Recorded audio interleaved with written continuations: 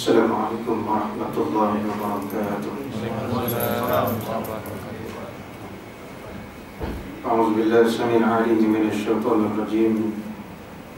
Bismillahirrahmanirrahim. Alhamdulillahilladzi wa kafa billahi shahida. Asyhadu an la ilaha illallah wahdahu la syarika lah. Wa asyhadu anna sayyidana Muhammadan 'abduhu wa rasuluh. Allahumma salli wa sallim wa barik ala sayyidina Muhammad wa ala ali kulli sahabati rasulillahi ajma'in. Qala rabbi shrah li sadri wa yassir li amri wa hlul 'uqdatam min lisani yafqahu qawli. Rabbi zidni ilma warzuqni fahma. Rabbi yassir wa la tu'assir. Rabbi tammim bil khair. Allahumma 'allimna ma jahilna warzuqna tilawatahu ana al-lail wa atrafan nahar hujjatain ya rabbal alamin. Allahumma zayyinna bi zinatil Qur'an wa akrimna bi karamatil Qur'an wa adkhilna al-jannata bi syafa'atil Qur'an ya arhamar rahimin. Allahumma innaka ta'lamu anna hadhihi al-quluba qad ijtama'a ala mahabbati ala ta'atik. ووسك اللهم رابطتها سبلا وأدم ضفيد الإيمان بك حتى لا يخاء مسيء برحمتك يا أرحم الراحمين. حسبي الله ونعم الوكيل ولا حول ولا قوة إلا بالله ولا حول ولا قوة إلا بالله ولا حول ولا قوة إلا بالله العلي العظيم. أما بعد. Alhamdulillah summa alhamdulillah. Pertama-tama kali mari sama-sama kita merafakkan setinggi-tinggi rasa syukur kita kehadap Allah Azza wa Jalla, yang mana Allah Ta'ala masih lagi mengurniakan kekuatan dan kesihatan pada tubuh badan kita untuk hadir pada malam ini. Dan alhamdulillah kita bersyukur pada Allah Subhanahu wa Ta'ala, kerana Allah Ta'ala masih lagi mengurniakan dua macam nikmat yang paling besar, yakni nikmat iman dan nikmat Islam, yang Allah Ta'ala kurniakan kepada kita pada hari yang berbahagia ini. Mudah-mudahan kita menjadi golongan hamba Allah yang sentiasa mensyukuri akan kurniaannya dan terhindar daripada golongan yang terjatuh dalam golongan hamba-hamba yang kufur di sisi Allah Subhanahu wa Ta'ala, insyaAllah. Muslimin dan muslimat sedang hadirin wal hadirat jemaah kuliah maghrib rahimakumullah, kita bersyukur kepada Allah Ta'ala yang memberikan peluang kepada kita untuk hadir dan berkumpul untuk memanfaatkan waktu lapang yang Allah Ta'ala kurniakan kepada kita.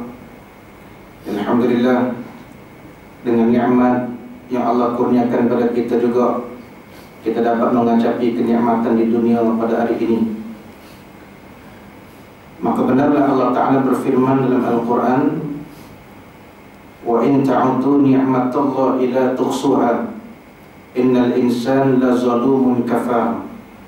Jika kamu ingin menghitung akan nikmat yang Allah Ta'ala kurniakan kepada kamu, sesungguhnya kamu tak akan dapat menghitung nikmat yang Allah telah berikan kepada kamu. Artinya cukup banyak nikmat-nikmat yang Allah berikan kepada kita. Innal insana la zalumun kafar. Akan tetapi sebahagian daripada hamba-hambaku, kata Allah, mereka zalim kepada aku. Zalim bil makna mereka melakukan kerosakan di muka bumi Allah Ta'ala. Sebagian ulama mengatakan mereka menyalahgunakan kuasa yang Allah Ta'ala berikan kepada mereka. Kafar, lagi kufur kepada Allah Subhanahu wa Ta'ala, yakni tak kala Allah Ta'ala mengurniakan bermacam-macam nikmat, tetapi hamba-hambanya tidak tunduk dan patuh serta taat kepada perintah-perintahnya, dalam arti kata sami'na wa ata'na wa asayna. Alhamdulillah, kita sambung kembali pengajian kita pada malam ini dalam bicarakan kitab Fiqh Sirah Nabawiyah.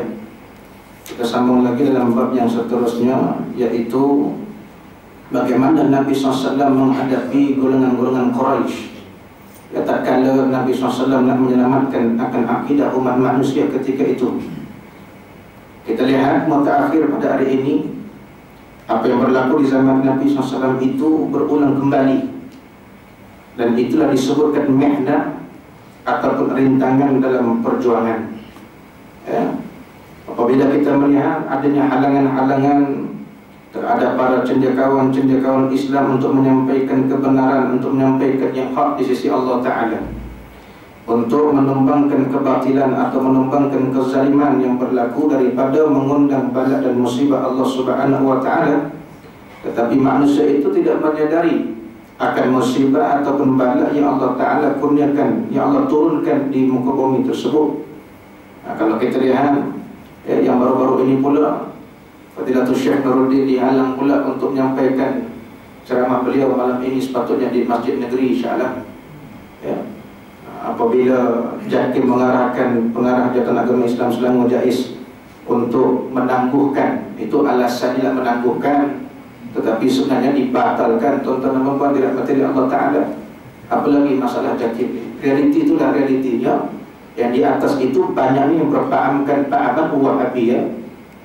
Kalau ada pun yang berpahaman Syiah pun mungkin mereka tidak menunjuk, tetapi realitinya golongan-golongan Wahabiyah ini ada di situ, tuan-tuan dan puan dirahmati Allah Ta'ala. Akhirnya tidak mengizinkan seorang ulama yang hebat seperti itu untuk menyampaikan cahaya Allah Subhanahu wa Ta'ala. Itu disebabkan, tuan-tuan dan puan, manusia tidak mengambil pengajaran ataupun manusia tidak mengambil iktibar daripada musibah yang Allah Ta'ala turunkan disebabkan kealpaan dan kelalaian, kemungkaran yang berlaku di hadapan mata manusia. Maka kita lihat orang yang menyampaikan kemana itu dihalang, tetapi maksiat itu diberikan lesen, diberikan keizinan dan sebagainya. Sedangkan kelak-kelak malam itu berlambat, tuan-tuan dan puan. Kemungkaran itu berlambat di hadapan mata kita sebenarnya, tapi itu dianggap seperti baik. Tetapi orang menyampaikan kebenaran itu yang mengajak umat manusia untuk mengabdikan diri pada Allah. Kita maklum Allah Ta'ala sebut dalam Al-Quran, wa ma khalaqtul jinna wal insa illa liya'budun. Muhammad, aku nak rakyat, aku nak bagi tahu kamu ni, aku cipta manusia, jin dan manusia ni. Allah sebut jinna wal insa. Allah sebut jin dulu baru manusia. Pasal apa Allah tak sebut al-insa wal jinna, manusia dan juga jin? Sebab sebelum Allah ciptakan kita ni manusia, Allah ciptakan jin dahulu. Maka suatu dalam ayat tersebut Allah sebut wa ma khalaqtul jinna, dan tak lain tak bukan aku ciptakan jin dan manusia, insan, illa liya'budun, untuk mengabdikan diri kepada aku, kata Allah Subhanahu wa Ta'ala. Maknanya mengabdikan diri, maknanya takut akan Allah. Bukan takut Allah sahaja, tetapi takut akan hari pembalasan Allah Ta'ala, yakni adanya syurga dan neraka Allah Subhanahu wa Ta'ala. Tetapi apabila manusia itu merasakan dia hebat, bila manusia itu merasakan dia mempunyai kuasa dan sebagainya, tuan-tuan dan puan dirahmati Allah Subhanahu wa Ta'ala, maka akhirnya kita melihat makna yang dihadapi oleh Nabi itu berulang kembali pada hari ini. Maka sebab itulah Allah Ta'ala turunkan suratul Kafirun. Allah sebut dalam surah tersebut bagaimana Allah Ta'ala menyelamatkan Nabi SAW daripada menghadapi golongan Quraisy ketika itu yang mengajak Nabi untuk mengikut ajaran mereka. Kita maklum Allah sebut qul ya ayyuhal kafirun, wahai orang-orang kafir, kata Allah Subhanahu wa Ta'ala. Patut ada orang kadang-kadang dia tak faham, tuan-tuan, ayat ni. Ada yang mengatakan pula, tengok dalam Al-Quran sendiri sebut nama orang kafir, Quran sendiri puji orang kafir. Ini nak kata goblok ke bodoh ke? Itu geram tu. Anda pernah, tuan-tuan, mengajar satu tempat di Bukit Kemuning lah, tapi tak masuk pula kat mana. Bukit Kemuning ada 5-6 surau, tuan-tuan. Tengah-tengah sebut ayat ini, ada seorang hamba Allah kat tengah, ustaz nak tanya, tengah-tengah mengajar, nak kata orang tak mengaji, dia duduk dalam surau, dia duduk depan kita. Tak tahu lah, mungkin dia baru nak start agaknya, tuan-tuan. Dia tak tahu adab-adab nak tanya pada guru ketika mengaji katnya. Dia tanya, tuan-tuan, dia kata, ustaz, macam mana Al-Quran boleh puji orang kafir? Anda kata, bila masa Quran puji orang kafir? Sedangkan Quran itu berlambat ayat, tuan-tuan. Surah Al-Ma'idah, Surah Al-Hujurat, Allah Ta'ala sebut tidak ada keamanan, tidak ada keselamatan bagi orang kufar, kata Allah Subhanahu wa Ta'ala. Hatta orang kafir mati pun tidak ada keamanan bagi mereka. Suatu kita dilarang untuk menyebutkan kalimat rest in peace atau shortnya RIP pada orang kafir yang mati. Yang boleh kita sebut adalah takziah saja, bukan tahniah dan penyakit. Bagi jumpa apa, tahniah lah, nona sudah mati, memang dia kejar parang, tuan. Yang kita boleh sebut takziah saja.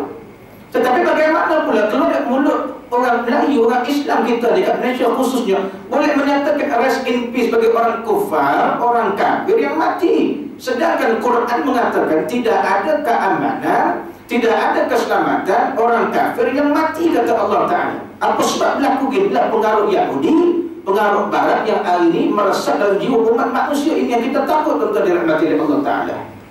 Itu yang kadang-kadang manusia merasakan perbuatan mereka itu betul. Ustaz, daripada saya ni buang masa tak tentu pasal. Ustaz, daripada saya melepak, duk main macam-macam, ye, macam-macam tuan. Hip hop macam-macam lah. Baik saya nyanyi lagu ketuhanan, dia kata. Kadang-kadang kita beranggapan lagu itu memang lagu ketuhanan, tuan-tuan. Tetapi dari soal akidahnya rosak, dari soal akidahnya salah, dari soal akidahnya boleh terbatal. Contohlah, ada lagu yang hari ini kita mungkin dengar, lagu yang apa nama yang lebih kurang bunyinya, Tuhan ku ketuk pintumu. Ada lagu tu kan, bermain kat TV, bermain kat radio, Tuhan ku ketuk pintumu. Siapa kita nak ketuk pintu Tuhan? Pintu hati sendiri pun tak terketuk, nak ketuk pintu Tuhan. Ada lagi tuan-tuan lagu tuan-tuan, akan ku tunggumu depan pintu surga. Lagi kau macam yang nyanyi pun kafir tuan-tuan, eliket tuan-tuan. Dia pun tak hati tuan-tuan. Kena pula yang nyanyi tuan-tuan, orang tak sembahyang, surga apa tuan-tuan? Yang nyanyi pula tudung tak pakai tuan-tuan, tunggu depan pintu surga apa tuan-tuan? Sedangkan zahir mereka melakukan yang mungkar di sisi Allah Subhanahu wa Ta'ala. Kenapa berlaku sedemikian? Ini tuan-tuan, kerana beranggapan, dia beranggapan dia menyanyikan satu lagu yang beda ketuhanan, sedangkan dari sudut akidah liriknya itu salah. Bayangkan, tuan-tuan dan puan-puan, ahli sufi itu lebih tinggi daripada martabat daripada ulama tasawuf, tuan-tuan. Ahli sufi kata apa, tuan-tuan? Ini disebutkan kezuhudan, ketawadukan ahli sufi. Apa kata ahli sufi, tuan-tuan? Kita amalkan zikir tersebut, cuma kita tak puasa kadang-kadang. Apa zikir ahli sufi? Ahli sufi kata, Ilahi lastu lil firdausi a'la. Sampai habis. Itu zikir ahli sufi, tuan-tuan. Tuh, apa kata ahli sufi? Tuhanku, aku tak layak ke syurgamu. Ahli sufi kata dia tak layak masuk syurga, yang kita pula Tuhan ku ketuk pintumu. Kita pula lebih hebat dari sufi, tuan-tuan. Apa sebab jadi sedemikian? Inilah apabila tuan-tuan dirahmati oleh Allah SWT tak pandukan kepada Al-Quran dan Sunnah Nabi SAW. Betul, Nabi tinggalkan ulama itu sebagai panduan dalam kehidupan kita. Betul, bila mana dalam ayat ini Allah sebut qul ya ayyuhal kafirun, wahai orang-orang kafir. Apa kata Allah? La a'budu ma ta'budun. Aku takkan sembah apa yang kau sembah. Satu nafi, satu ketegasan, tuan-tuan dan puan-puan dirahmati oleh Allah SWT. Itu bila ayat ini, tuan-tuan, kita renung balik. Bila ayat ini ada kaitannya yang sedang berlaku, tuan-tuan, mungkin dah berlaku atau mungkin belum berlaku. Yang mana nak berlaku di mana, tuan-tuan? Nak berlaku di Langkawi, tuan-tuan. Apabila dialangkan apa? Kerana program yang dilakukan itu yang bertentangan dengan syariat. Adanya mis macam-macam mis lah, tuan-tuan. Sebab apa berlaku gini? Ini, tuan-tuan, bila timbul ada orang mengatakan Islam pun kena hormat juga hak orang kafir. Betul, tuan-tuan, tak nafi, tuan-tuan. Kita pergi rujuk satu kitab, tajuknya hak-hak orang kafir, hak-hak orang bukan Islam dalam negara Islam. Kita tak nafi, tuan-tuan. Islam itu Allah suruh, wa ma arsalnaka illa rahmatan lil alamin. Islam itu bukan khusus pada orang Islam saja, tapi bila Allah suruh, wa ma arsalnaka illa rahmatan lil alamin. Tujuan Allah utuskan Nabi ini untuk apa? Memberikan rahmat sekalian alam. Bila rahmat sekalian alam, makna orang kafir itu juga akan dapat benda sama, tuan-tuan dirahmati oleh Allah Ta'ala. Maka dalam Islam ada satu bab yang disebut hak-hak orang bukan Islam dalam negara Islam. Maka Islam juga menjaga hak orang yang non-Muslim yang bukan Islam. Tetapi yang lebih parah, tuan-tuan, apabila orang Islam sendiri yang tak faham akan Islam, ini lebih parah, tuan-tuan. Ini parah, tuan-tuan dirahmati oleh Allah. Maka kalau timbul satu ayat orang Islam kena hormat juga hak orang kafir, betul, tetapi menghormati hak yang bagaimana? Kalau kita buka dalam kitab Fiqhud Daulah yang dikarang oleh Fadilatul Syekh Dr. Yusuf Al-Qaradawi, dalam kitab Fiqhud Daulah, fiqh dalam politik, fiqh dalam pentadbiran menurut Islam. Islam itu betul dia jaga orang kafir, tuan-tuan dirahmati oleh Allah Ta'ala. Selagi mana orang kafir itu tidak melawan dan tidak menentang Islam. Ketika itu wajib pemerintah memberikan perlindungan, dan wajib pemerintah mengadakan apa yang mereka nak buat selama tidak bertentangan dengan hukum syara. Tetapi kalau bertentangan dengan hukum syara, maka tidak wajib dia tak wajib dia ikut, tuan-tuan dirahmati oleh Allah Subhanahu wa taala. Sebab ayat ini jelas Allah sebut la a'budu ma ta'budun. Aku tak akan sembah apa yang kau sembah, kata Allah Taala. Aku tak akan buat apa yang kau buat kalau bertentangan dengan Islam. Wala antum 'abiduna ma a'bud. Dan kamu bukan penyembah Tuhan yang aku sembah. Sebab dia bukan ikut apa yang kita buat. Dia bukan sembah apa yang kita sembah. Dia sembah selain daripada Allah Subhanahu wa taala. Dia sembah selain Allah Subhanahu wa taala. Maka bagaimana untuk kita ikut dia, tuan-tuan dirahmati Allah Subhanahu wa taala? Wala ana 'abidu ma 'abadtum, dan aku tidak pernah menjadi penyembah apa yang kamu sembah. Wala antum 'abiduna ma a'bud, dan kamu pula tidak pernah menjadi penyembah Tuhan yang aku sembah. Dia tak buat apa yang kita buat, dan kita pun tak boleh buat apa yang dia buat. Sehingga Allah Ta'ala selamatkan Nabi SAW, lakum dinukum waliyadin. Maka ginilah, mu buat caramu, aku buat cara aku ada cara aku, kata Nabi SAW. Ketika Allah Ta'ala turunkan ayat ini untuk menyelamatkan Nabi SAW.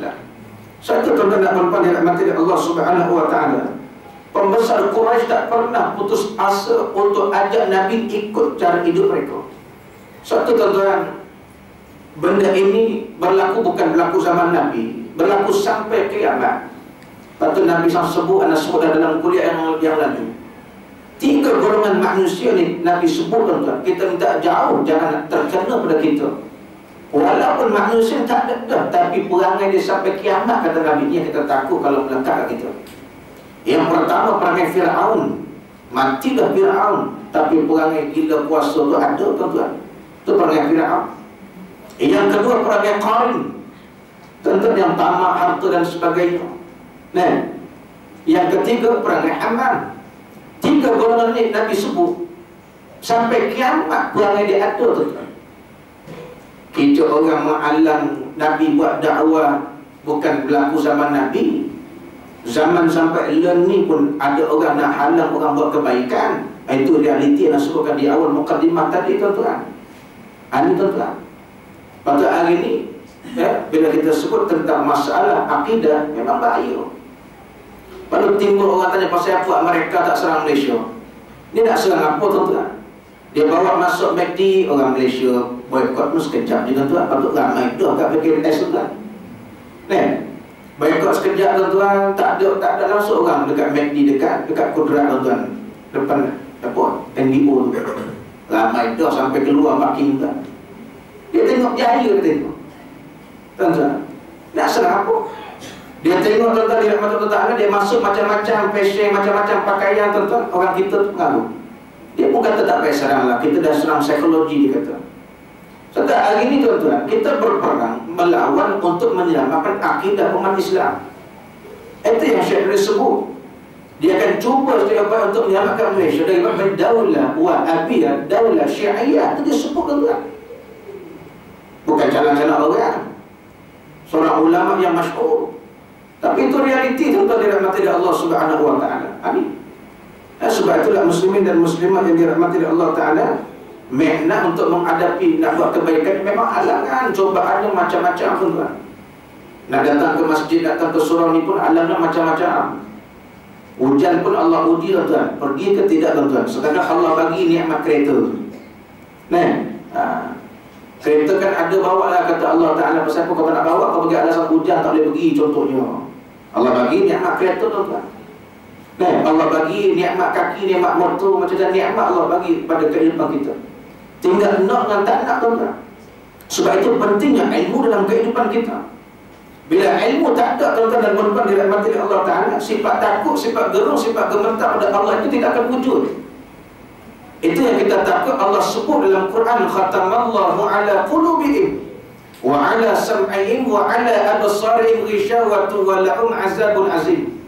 Ayat ni, tuan-tuan, bila kita dengar, mungkin kita selamat, insya-Allah. Tetapi bila kita timbul, pasal apalah dia ni kerap betul, suruh sembahyang tak nak, suruh puasa tak nak, suruh apa lagi, tuan-tuan, macam-macam tak nak, tuan-tuan. Tukar bendera pun tak nak. Jangan salah faham. Semua tak nak tuan-tuan, payah sungguh tuan-tuan. Sehingga ada yang beretikad, kalau dia tak ada mati kita, dia yang bagi makan, hargai jasa baik budi dia dan macam-macam. Dari akidah kita melakukan kesyirikan yang terang-terangan di sisi Allah Ta'ala. Sedangkan dalam iftitah kita baiat janji kepada Allah ke, qul inna salati wa nusuki wa mahyaya wa mamati lillahi rabbil alamin. Katakan wahai Muhammad, sesungguhnya salatmu, ibadahmu, amal-amalmu, hidupmu, matimu ni semua lillahi rabbil alamin wa liwajhil karim, semata-mata kerana Allah Ta'ala, tak ada lain kerana Allah Ta'ala, bukan kerana Malaysia dan bukan macam-macam, kerana Allah. La syarika lahu wa bidzalika umirtu wa anna minal muslimin. Dan aku berjanji tak akan mensyirikkanmu ya Allah. Ulama membahaskan, meletakkan iktikad kita, akidah kita ni pada landasan Allah Subhanahu wa Ta'ala. Itu janji kita. Wa anna minal muslimin, aku akan berada atas landasan orang-orang muslim, kita kata pada Allah Subhanahu wa Ta'ala. Tapi pasal apa tuan-tuan kita kata degilnya payah dan sebagainya ni? Takut ayat ni tuan-tuan terkena ke dia. Kita mungkin tak kena dah, tuan-tuan. Kalau kita kena, tak datang malam ni tuan-tuan. Maka syukurlah, alhamdulillah tuan-tuan. Apa kata Allah? Khatamallahu ala qulubihim. Orang ni kata Allah Ta'ala, aku patri hati mereka, aku tutup rapat-rapat hati mereka dah. Aku tak boleh kena kebaikan, keburukan tak kena dah tuan-tuan. Mana dosa, mana pahala tak kena dah. Mana yang syurga, mana neraka tak kena dah. Sebab apa tuan-tuan? Kata Allah tutup hati kita. Maka hati ni bukan main-main tuan-tuan. Hati ni ibarat steering tuan-tuan. Tuan-tuan ada kereta tapi tak ada steering, tak guna. Ada sini, ada kereta tak ada steering, pelik tuan-tuan. Beli kereta 100 juta, tak ada steering. Itu nak pakai apa tuan-tuan? Mungkin kereta sorang tuan-tuan. Kereta sorang mungkin ada steering tuan-tuan. Kita naik motor, ada tuan-tuan nak pegang tu motor, bersikal gitu juga. Kita datang sini bukan kereta bawa, kita bawa kereta tuan-tuan. Kereta dah bawa kita. Masuk kereta duduk, kereta bawa ke surau. Tak, kita bawa kita tuan. Kita tekan minyak, kita yang bawa. Maka ada steering. Hati kita ni ibarat steering tuan-tuan. Kemana nak pergi, maka hati ni bawa kita tuan-tuan. Hati ni bawa kita. Tetapi kalau hati ni tuan-tuan, Allah dah tutup rapat-rapat sampai suku inci ruang pun tak ada tuan-tuan. Cahaya iman, cahaya Islam tak boleh masuk tuan-tuan. Ni bahaya. Ni bahaya gelap tuan-tuan. Dalam hadis Nabi sebut 3 hari berturut-turut tak dengar majlis ilmu, tak duduk dalam majlis orang soleh, tak duduk dalam majlis taklim, maka Allah gelapkan hati, kata Nabi SAW. Lepas tu tuan-tuan perempuan buat pengajian tiap-tiap malam. Soal duit jangan dikira.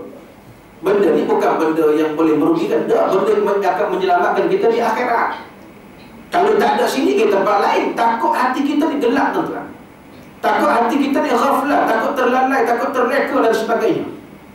Tapi bila hati kita, Allah SWT khatamallahu ala qulubihim, aku patri, aku tutup rapat-rapat hati mereka, kata Allah SWT. Ini bahaya tuan-tuan. Sebab tu hati kita ni ada obat. Ada obat tuan-tuan. Sakit hati ada obat. Pergi jumpa doktor Barimak, doktor, hati saya ni sakit sangatlah ya, dia kata. Bagilah obat kat saya doktor, bagilah. Dia bagilah painkiller tuan. Dia bagi painkiller. Jangan gila sudahlah. Tak ada obat tuan. Sakit macam-macam tuan. Tapi apa obat dia tu? Nabi surah hadis. Ini Bani Ja'far. Dari Ja'far kata Nabi SAW, qalbul Quran suratu Yasin. Hati Quran ni obat obat hati surah Yasin. Beda Yasin. Ayat hadis ini disebut tas'eh. Hadis ini bersifat am. Bersifat am. Jangan sambung tuan-tuan. Ada dia nakal disambung tuan-tuan. Berat berenang. Hadis ini bersifat am, bersifat umum, bukan bersifat khususiyah. Bila hadis ini bersifat am, bila Nabi kata qalbul Quran suratu Yasin, surah Yasin ini salah satu daripada surah yang terkandung dalam Al-Quran. Bila dia sebut secara am, secara umum, maknanya obat hati ni untuk hidup balik hati kita ni Al-Quran lah yang paling mujarab, paling mujarab. Yang obat-obat lain itu usaha ikhtiar kita tuan-tuan. Tapi yang menyembuhkan dan sebagainya Allah Subhanahu wa Ta'ala. Subhanahu wa Ta'ala. Maka sebab bila mana tak ada Quran di hati, Quran tak ada di jiwa, tuan-tuan, itu tak ada rasa apa-apa, tuan-tuan. Tak ada rasa apa. Tak ada rasa apa-apa, tuan-tuan. Ini bila Allah tutup dah hati kita ni bahaya, tuan-tuan. Kita ni Allah tak tutup hati kita, waktu kita datang, kita boleh ada tempat gini, tuan-tuan. Tapi jenis payah, tuan-tuan. Bang, jom kita ke surau, bang. InsyaAllah, insyaAllah. Orang kita ni main sedap, insyaAllah, tuan-tuan. Dr. Zakir naik tu berpuluh kali tegur orang insyaAllah, insyaAllah ni. Anda bukan nak huraikan tentang kalimat insyaAllah, 3 ayat tu anda tak hurai itu. Itu adalah ijtihad dia. Kita jangan gaduh lah. Ada orang tegur anda, ustaz, ni ustaz tulis insyaAllah rapat ni Dr. Zakir nak kata kena asing-asingkan. Inilah tuan-tuan, itu ijtihad. Bila ijtihad, kita hormatlah tuan-tuan. Selagi benda itu tidak merosakkan akidah kita, itu ijtihad.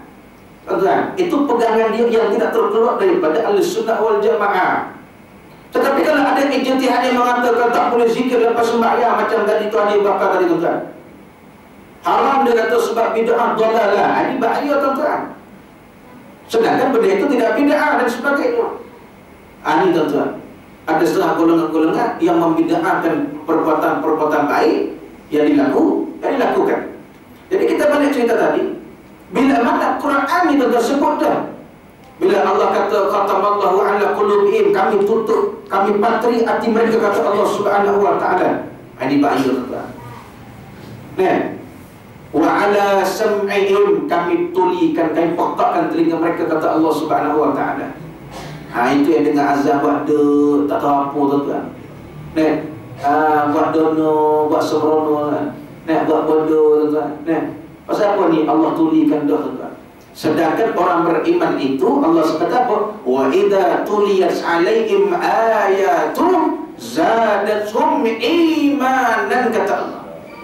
Orang beriman tu, kata Allah Ta'ala, apabila didengarkan ayat-ayat Quran, didengarkan ayat-ayat Allah Subhanahu wa Ta'ala, zadatuhum imanan, maka bertambah gementarlah, bertambahlah iman mereka kepada Allah Subhanahu wa Ta'ala. Maknanya apa? Mereka bergegas untuk menyahut seruan dan perintah Allah Subhanahu wa Ta'ala. Subhanahu wa Ta'ala. Ini, tuan-tuan. Tapi kalau Allah tulikan dengar azan, contohnya paling mudah lah, tak ada rasa nak bangun, tak ada rasa nak pergi salat dan sebagainya, tak ada rasa gini, hati-hati. Itu tanda hati dia bermasalah. Itu tanda hati dia bermasalah. Kena cek balik hati, kena cek iman dia balik. Pasal nak tulis kat Facebook siang tadi, tuan-tuan, pasal geram sangat, tuan-tuan. Tuan nak tegur, tuan-tuan, nak tegur hamba Allah tu. Tuan nak sebut dalam Facebook tadi, tuan-tuan. Apa nak tulis, tuan-tuan? Bagus dah datang awal ke masjid, bagus dah. Tapi tak boleh tinggal Facebook tengah khutbah main Facebook kita. Tak malu ke kita depan Allah Ta'ala? Berapa lama kita luangkan masa kita untuk Allah Subhanahu wa Ta'ala, tuan-tuan dan puan-puan? Berapa lama kita luangkan masa kita? Sedangkan handphone di tangan kita ni boleh kata 24 hours, tuan-tuan. Silap gaya ketandas bawa, tuan-tuan. Hebat. Tapi orang ketandas bawa handphone tu lain macam, tuan-tuan. Itu tengah hak bercinta tu. Itu ada setengah rumah tu dia letak handphone dalam tandas, tuan-tuan. Bahaya juga. Duk telefon angkat, tuan. Orang bersalam, Assalamualaikum. Tak boleh jawab dia kata. Tak boleh jawab, tapi kau jawab. Anda pernah, tuan-tuan? Dia orang tandas, tuan-tuan. Dengarlah bergemur. Dengar, tuan. Tanya, Assalamualaikum. Dia shoot. Kita bagi salah dia shoot, tuan-tuan. Syekh, ente dengar kata ni, Assalamualaikum. Tak boleh jawab, Ustaz. Anda tanya lepas apa tak boleh jawab? Dalam tandas. La ilaha illallah, tuan. Tak tahulah dia buat apa, handphone dan tandas tu cinta ke apa, Allah Alam ke. Tak boleh berlaku, kan? Tak berlaku, tuan-tuan. Ini, tuan-tuan. Allah Rabbi. Itu nak muhasabah renung. Allah, berapa lama kita luangkan masa untuk Allah Ta'ala. Handphone tak salah, tuan-tuan. Yang salah kita yang mentadbir handphone tu, kan? Batu Syekh Nuruddin dia kata, kalau kata kita ni buka Facebook, update apa yang penceramah sampaikan, supaya orang yang buka tu dia boleh baca, tak apa, tu dakwah. Ini masalah, tuan-tuan. Bukan dia update apa yang dia dengar, tuan-tuan. Lain dia update, tuan-tuan. Rupanya duduk belakang main apa tu? Main Angry Bird. Tuan. Angry Bird dah tak ada lagi ni tuan. Tak laku dah tuan. Jadi main game buah tuan. Kan? Ini Allah malu dia kita depan Allah Ta'ala tuan-tuan dan puan-puan dirahmati Allah Ta'ala. Berapa lama kita luangkan masa kita untuk Allah Subhanahu Wa Ta'ala? Itu tuan-tuan.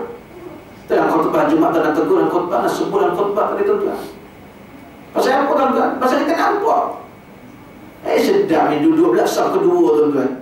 Mimbar pula dengan saf tak jauh tuan-tuan. Memang aku nampak sedap ni. Tolak kan dia lupa jari nanti ke akhirat dia saksi tuan-tuan. Patut undi pun dia saksi tuan-tuan. Jangan main-main. Kan? Jari ni Allah boleh saksi. Apa rumput dengan jarimu ni? Kita tengok sedap. Aku bagi masa 10 minit tuan-tuan. 10 minit tuan. Leka dia tolak. Siapa nampak nak tekan komen. Boleh tekan komen tu nampak tuan-tuan. Tu yang baru kalau mimbar tak tinggi ni bagus tuan-tuan. Tapi nasib baik pula cokmah pula tak tajam tu. Cokmah tadi aku cucuk depan tuan. Itu yang nak tegur lepas solat Jumat tak nak panggil tuan-tuan. Nasib baik pula dia lepas solat dia semai sunat. Nak panggil kan. Entah buat apa dia tengah khutbah ni. Anak-anak minta satu dia. Apa yang nak sampai khutbah tadi? Diam tu dah sengit. Aku rasa sengit. Orang sadar gitu sengit tu ni. Bagi pelupuk nyanyi. Ini malunya kita depan Allah Ta'ala. Sedangkan kita di istana tuan-tuan. Di istana negeri ke istana agung ke apa tuan-tuan. Nak buka handphone pun tak berani. Dia diam tuan-tuan. Diam gerak macam ais batu tuan. Padahal bukannya Allah pun depan tu bukan yang di Pertua Alam, di Pertua Agung tuan-tuan, Sultan bukan yang di Pertua Alam, Allah Ta'ala. Bayangkan tuan-tuan. Ini kadang-kadang Allah kita dah fikir tak malu ke kita depan Allah Subhanahu Wa Ta'ala. Ini tuan-tuan. Kan? Ini dia muslimin muslimat. Pasal apa? Ini tuan-tuan, hati. Hati tuan-tuan. Itu belum lagi tuan-tuan datang masjid molek dah tuan-tuan, tapi dia kat tangga ujung isyak rokok pula. Tuan-tuan. Itu yang 2 minggu sudah nak solat Jumat kat Masjid Raimiyah tuan-tuan. Patut ada kuliah ganti kat Suradama. Anda keluar dia isyak rokok tepi tanda ke depan tuan. Pintu masuk awal-awal tu ada tanda 3 pintu tu. Isyak sudah. Bila anda nampak anda kata cik, ni mak kawasan masjid ni. Tak boleh isyak rokok ni. Dia kata dalam kawasan masjid, luar kawasan pun tak boleh. Macam orang perempuan, macam mana dia solat, itulah luar solat, aurat dia ditutup. Kalau solat gini, luar solat pun gitu juga. Mana bukanlah keluar solat ni pun pakai telekung, bitis pun pakai telekung, lari orang tu kan. Balik malam-malam gelap gelita pakai telekung, orang dah tengok kapur dia, poncong kapur dia. Maksudnya aurat.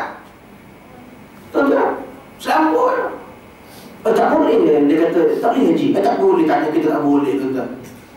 La haula wala quwwata illa billah. Tapi dia buang dia tak buang dapat kan. Sebab dia buang. Apa tu pasal apa ni? Hati masalah. Allah kata wa ala sab'in kami tulikan telinga mereka. Tak rasa apa tuan-tuan. Ini kita takut. Wa ala absarihim kami putulkan penglihatan mereka kata Allah Taala. Ini lagi bahaya ni. Batu kalau buta mata, hati dah buta alhamdulillah. Tapi kalau mata buta, hati pun ikut buta, tu jadi gitu kan. Yang muka dibagi lesen, yang kebaikan dihalang tuan. Atau hari ini halal haram pun jadi mainan. Ada lintah lumba halal, tak ada lintah lumba haram tuan. Dia main-main hukum haram tuan. Kelak malam ada lesen halal, kelak malam tak ada lesen, kelak malam haram tuan. Memang kelak malam haram dah tuan. Tiba dapat lesen halal pula tuan-tuan. Nampak tak? Operasi lebih 12 malam, haram. Kurang, boleh. Dia tak sebut kurang tu halal tuan, sebab tak sebut halal tu. Sebut tak boleh tuan. Hari ni halal Arab jadi bahan mainan tuan-tuan dirahmati oleh Allah Subhanahu Wa Ta'ala. Ni sebab apa tuan-tuan? Ni mata tuan. Nampak tak mata ni masalah. Tuan-tuan. Bila mata ni Allah buta kat bukan buta tak nampak ni, kita nampak cuma Allah buta tak nampak pintu masjid. Tak nampak pintu kebenaran, tak nampak pintu kebaikan. Ini bahaya tuan-tuan. Patutlah sebut jangan pernah kita rasa cukup dengan amal ibadat yang kita laksanakan. Jangan pernah rasa cukup. Aku semayang dah 5 waktu sehari semalam. Dah puas dah cukup tuan-tuan. Tak cukup. Ada orang yang masuk syurga bukan sebab semayang saja. Ada orang masuk surga sebab zikir, sebab sedekah, sebab tolong orang, sebab angkat paku tepi jalan, kayu tepi jalan. Ada orang masuk neraka bukan sebab banyak sebab. Masuk neraka sebab apa? Zalim. Masuk neraka sebab menganiaya. Masuk neraka sebab apa? Menyakiti orang tua dan sebagainya. Ini tuan-tuan.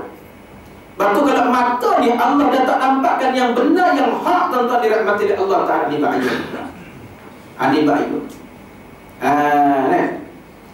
Ustaz ni tak boleh tengok orang senang, nampak pasangan begitu teguh, nampak pasangan begitu teguh, bagilah privasi sikit kat dia. Ni masalah tu. Ini hati masalah, mata masalah, mental lagi masalah. Ini bahaya tuan-tuan. Bukan tak berlaku, tempat tak berlaku tuan-tuan, tapi sebab kita tak boleh nampak tuan-tuan. Jangan main-main. Sebab takutnya musibah timpa bukan dia sudah kena, hati kita pun kena. Illa ma syaa rabbukallah, kecuali jika Allah kehendaki aku selamatkan mereka, kata Allah Ta'ala. Mudah-mudahan kita termasuk golongan yang Allah selamatkan, insya-Allah. Sebab musibah tak kena siapa, kamu kiai, kamu ustaz, kamu ulama, kamu siapa sekalipun, dia tak kenal tuan-tuan. Illa ma syaa rabbukallah, kecuali aku kehendaki aku selamatkan kamu, kata Allah Subhanahu wa Ta'ala. Tapi kalau Allah kata langgar-langgarlah, sebab dia tak pernah engkar kepada Allah Subhanahu wa Ta'ala. Dok masuk kat Facebook ada gempur untuk hak berlaku. Tiba satu rumah dok molek tuan-tuan. Kukuh rumah tersebut. Rumah siapa? Rumah kiai tuan-tuan. Ni ada orang post kat kita, masuk, ada orang tag kat kita tuan. Kebetulan tuan ada sahabat di situ. Tak kena SMS kat dia. Betul ke Syekh? Maklumat ni kita dapat gini. Rumah tu rumah kiai, tak kukuh gitu. Dia pun reply lepas 2 jam tuan-tuan. Mungkin lambat masuk katnya. Tapi message delivery tuan-tuan. Dia reply lepas 2 jam. Dia kata, Waalaikumsalam Pak Ustaz. Benar Pak Ustaz, rumah kiai seorang ulama, dia kata. Nampak? Itu Allah kehendaki tuan-tuan. Kalau masa tsunami pun ada rumah kiai pun Allah langgar juga tuan-tuan. Itu disebut illa ma syaa rabbukallah. Tuan-tuan, Nabi Yusuf tuan-tuan dirahmati Allah, Nabi Yaqub. Nabi Yaqub tuan-tuan dirahmati Allah, dia antara Nabi yang lama tak sakit. Nabi Yaqub lama tak sakit tuan-tuan. Satu hari Nabi Yaqub sakit tuan-tuan. Bayangkan Nabi pun sakit tu, sampaikan tabik-tabik, pakar-pakar perubatan kata tak ada obat. Wahai Rasul, tak ada obat. Datang pembantu dia tuan-tuan, PA Nabi Yaqub datang jumpa. Wahai Nabi, wahai Rasul, bukankah doa Nabi, bukankah doa Rasul ini mustajab? Kenapa tidak kau minta pada Allah untuk menyembuhkan diri kau, untuk meneruskan tugasmu? Apa jawab Nabi Yaqub? Wahai pembantuku yang setia, aku bukan tak nak minta pada Allah, aku boleh minta anytime. Dia tak speaking lah. Dia boleh minta bila-bila masuk. Tapi kata Nabi Yaqub, aku malu dengan Allah. Sebab 40 tahun aku tak pernah sakit. Aku tak pernah sakit 40 tahun. Baru ini Allah bagi sedikit sakit, takkanlah aku nak terus minta ke Allah, malu aku. Sebab 40 tahun aku tak pernah sakit, tiba baru ni aku diberi sakit oleh Allah. Aku nak minta pada Allah Subhanahu wa Ta'ala. Malu Nabi Yaqub pada Allah Subhanahu wa Ta'ala. Malu sungguh tuan. Bayangkan. Ini muslimin dan muslimat dirahmati oleh Allah Subhanahu wa Ta'ala. Sebab namanya musibah dia tak kenal sesiapa. Dia tak kenal tuan. Lepas anak kalau balik mana-mana tuan-tuan, nampak anak insya-Allah akan turun tuan. Pasal apa? Dia takut tuan. Saya takut musibah turun, bukan dia kena, kita pun apa kena tuan. Anak baru-baru ni tuan, balik daripada Kemboja baru ni, keluar kat pintu kapal terbang. Adalah tuan-tuan sepasang remaja tak tolak kahwin ke dah, kahwin ke belum, masa tu tak tahu lagi. Nampak dia tuan-tuan tengah pegang bau. Kita tengah duduk tuan-tuan, tunggu sahabat datang ambil. Dia berdiri kat pintu pegang bau, boleh lelaki boleh cup. Cium dahi lah, cium kepala dia, tutup kat kepala ni. Main-main cium pula tuan-tuan. Kau tak tahan sangat, sabarlah. Dia geram sangat. Kita penat juga tuan-tuan. 4-5 hari tak ada bini kita. Dengan badan pun sakit 10 jam perjalanan. Tuan nak post kat video itu lah, perjalanan anak kat Kemboja baru ni. Memang sakit. Sampai kat hari tak hilang sakit lagi. Sampai hari ni sakit lagi tuan. Sampai hari sakit tuan. Sakit bila ada sahabat demam tak baik-baik sampai sekarang. Memang kali ni perjalanan amat mencabar 10 jam. Jalan yang amat teruk, berhampu tuan-tuan, berbatu kerikil tuan. Itu ada sahabat kata, Ustaz, ini kursi impian ni macam kursi urut. Tapi bukan kursi urut yang tambah baik, tambah sakit dia kata. Tuan-tuan, itulah perjalanan anak baru tuan-tuan. Dalam kita pernah tuan-tuan, bini tak ada tak ikut tuan-tuan. Ada bini boleh dia urut-urut kita, dia masas-masas kita tuan-tuan. Takkan nak suruh perempuan-perempuan urut tuan-tuan, terbang sebab aku tuan-tuan. Kalau ada sahabat kan ustaz, ada kedai urut lah, dia kata, bagus juga dia kata, kita tengok, sekali tengok tu dia tak macam tak kes luar tuan. Tak jadi aku kata jangan buat hal. Tiba tengok dia pegang bahu dia cuk kat kepala, cuk kat dahi tuan-tuan. Yang kata ni budak ni, kalau dia tak pakai tudung, kita tak boleh syak di Islam pakai tudung dah tuan-tuan. Anak kata tak boleh jadi, aku kata. Anak bangun tuan-tuan, pergi belakang bagi salam tuan-tuan. Assalamualaikum dik. Dia pandang belakang, Waalaikumsalam. Turun bahu tu. Bila turun bahu ni belum kahwin tu. Tanya balik, ni suami isteri ke? Bukan, kawan. Dia kata, aku sepak mu nanti. Kawan tuan-tuan, tu ada gerak aku sepak tuan-tuan. Kita pula tampul isteri, angkat tangan nak sepak tuan-tuan. Syekh baik tak akan masuk Facebook tuan-tuan. Ustaz nak menyepak tuan. Anak kata ni kalau ramai orang, jaga akhlak, jaga adab. Kalau Allah kebetulan murka perbuatanmu ni, runtuh keadaan ni, bukan mu tu. Ngaku aku habis gitu. Diam tuan-tuan. Diam tuan. Anak kata tunggu siapa ni? Tunggu mak ayah. Mak ayah gimana? Ni dah tuan-tuan. Anak sedih dengar mak ayah, tunggu mak ayah balik umrah. La ilaha illallah, anak kata tuan. Mak ayah mau tunggu balik umrah, mu sedap sini bercium sini, anak kata dengan girlfriendmu. Apa jadi tuan? Ni kata liberal tuan-tuan, memisahkan antara kehidupan dunia akhirat. Dia tak cantum sekali tuan-tuan. Ada belanja dia minum tuan-tuan, belanja minum tuan. Duduk minum nak borak-borak dengan dia tuan-tuan. Dia diam, orang sana diam tak? Diam dia. Mak ayah mendoa kamu kat depan Kaabah sebagai macam. Sampai sahabat dari ustaz dah sampai, ustaz keluar lah. Anda mau keluar tuan. Nak keluar nak salam dia, dia cium tangan tuan-tuan. Nasib baik tak ada ingus tuan-tuan. Dia cium tangan kita tuan-tuan. Yang paling terkejut yang perempuan nak salam tak tu. Allah tengah penat tuan-tuan nak salam kita juga tuan-tuan. Tak boleh salam ni. Tak boleh. Saya tak boleh salam kamu. Cuma nak beritahu, ingat apa yang saya beritahu. InsyaAllah dia kata. Dia kata insyaAllah. Ini tuan-tuan. Soal berani tak berani, nombor 2 cerita. Buat berani tuan-tuan. Buat berani lah. Macam tuan-tuan nak kahwin dua lah, jangan minta izin. Tanya memang tak dapat tuan-tuan. Buat dulu, dah buat baru cakap tuan-tuan. Kalau berani lah. Ini tuan-tuan. Soal berani tak itu nombor 2 tuan. Kalau betul dakwah kita, insyaAllah tuan-tuan dan puan-puan dirahmati oleh Allah Subhanahu Wa Taala. InsyaAllah. Itu muslimin dan muslimat dirahmati oleh Allah. Lepas tu kita takut tuan-tuan. Walahum azabun azim. Bagi mereka azab yang amat pedih lagi dahsyat akan menimpa mereka, kata Allah Subhanahu Wa Taala. Siapa dia? Ini golongan ni lah, kata Allah Taala. Yang mengalah, golongan yang Allah dah tutup hati mereka daripada nampak kebenaran, nampak cahaya Islam. Golongan ni lah tuan-tuan dan puan-puan dirahmati oleh Allah Subhanahu Wa Taala. Baik. Oleh itu kaum Quraisy telah merangka beberapa ramalan dan kemungkinan cuba melakakan Nabi SAW. Sebenarnya mereka telah terasa terlebih dahulu yang Nabi Muhammad SAW itu tidak akan meninggalkan dakwahnya dan tidak akan tertipu dengan tawaran kaum Quraisy itu.